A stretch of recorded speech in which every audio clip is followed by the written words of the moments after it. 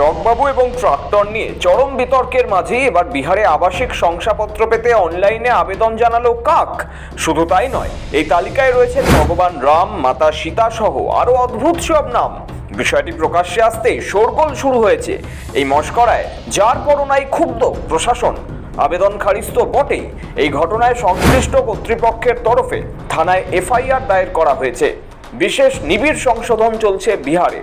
গত শুক্রবারই বিহারে বিশেষ নিবিড় সমীক্ষার ফল প্রকাশ করেছে নির্বাচন কমিশন। সেখানে 65 লক্ষেরও বেশি নাম বাদ গিয়েছে। বাদ পড়া তালিকায় মৃত, স্থানান্তরিত এবং একাধিক ঠিকানার ভোটার তালিকায় থাকা ব্যক্তিদের নাম রয়েছে বলে কমিশনের তরফে জানানো হয়েছে। এই পরিস্থিতিতে ভোটার কার্ডে নাম তুলতে আবাসিক শংসাপত্র পাওয়ার ভুরি ভুরি আবেদন পড়ছে অনলাইনে। সেই আবেদনপত্রেই খগড়িয়া জেলার একাধিক প্রান্ত থেকে আসতে শুরু করেছে অদ্ভুত সব নাম। স্থায়ী বাসিন্দা সার্টিফিকেট পাওয়ার জন্য অনলাইনে আবেদন জানিয়েছে একটি কাক। তার নামের জায়গায় লেখা রয়েছে কাউয়া, বাবার নাম কাউয়া সিং। ছবির জায়গায় সাজানো হয়েছে কাকের ছবি। গত বছরের 12ই ডিসেম্বর এই আবেদন জানানো হয়েছিল। একইভাবে আবেদন এসেছে রাম ও সীতার নামেও। রামের আবেদনপত্রে পিতার নাম দেওয়া হয়েছে দশরথ, ঠিকানা অযোধ্যা, ফোন নম্বর দেওয়া হয়েছে 9999999999। প্রশাসনের তরফে জানানো হয়েছে, যারা এইসব কাণ্ড করছেন তাদের রেয়াত করা হবে না, অভিযুক্তদের খুঁজে বের করে কড়া শাস্তি দেওয়া হবে। তবে এই ধরনের ঘটনা বিহারে নতুন কিছু নয়। এর আগে বিহারের পাটনার এক গ্রামাঞ্চলে এমন এক অদ্ভুত ঘটনা ঘটেছে, যা নিয়ে প্রশাসনের অন্দরমহলে তীব্র অস্বস্তি তৈরি হয়েছে। একটি কুকুরের নামে সরকারি বাসিন্দা শংসাপত্র জারি হয়ে যাওয়ায় ব্যাপক শোরগোল তৈরি হয়। শুধু তাই নয়, শংসাপত্রে ওই কুকুরের অভিভাবক হিসেবে ছিল কুত্তাবাবু ও কুত্তিয়া দেবী।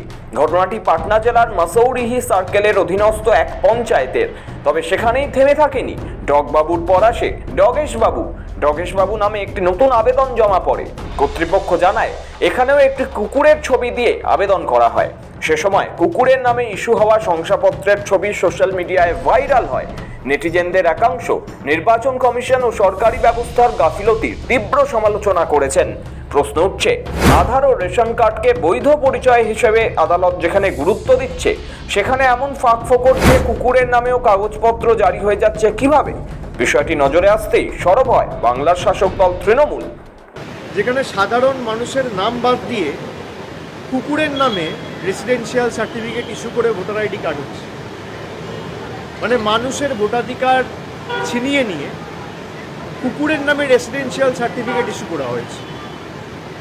এবং সেই কার্ডে লেখা রয়েছে তার নাম হচ্ছে, তার পিতার নাম কি কুত্তাবাবু।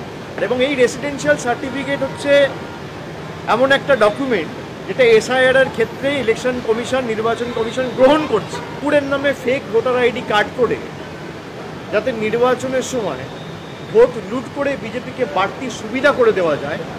নির্বাচন কমিশন এই যে পুরো ঘটনাটা জলের মতো পরিষ্কার, দিনের আলোর মতো পরিষ্কার, একটা পার্টিকে খালি সুযোগ করে দেবে বলে তাদের তল্পিবাহক হিসেবে কাজ করে চলেছে।